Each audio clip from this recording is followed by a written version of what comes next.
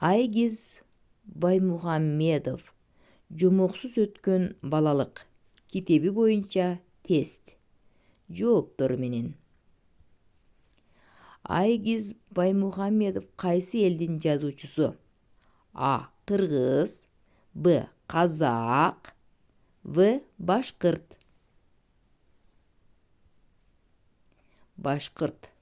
Туура жооп.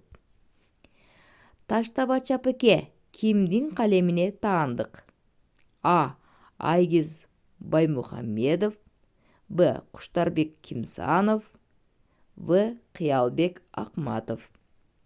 Туура жооп Айгиз Баймухаммедов. Жомоксуз өткөн балалык китебин казак тилинен кыргыз тилине которгон ким? А. Акматов, Б. Камчыгер,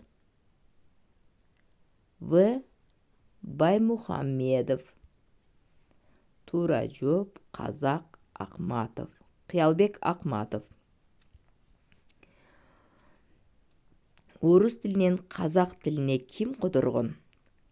Саят Камчыгер, Куштарбек Кимсанов, Саид Нурси. Саят Камчыгер которгон. Жомоксуз өткөн балалык китебинин редактору?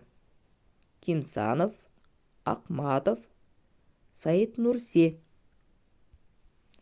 Туура жооп Кимсанов, Куштарбек Кимсанов. Азаматсыздар 10 жомоксуз өткөн балалык китеби боюнча 10 тестке көңүл бөлдүңөр. Кийинки чыгарылышта кездешкенче.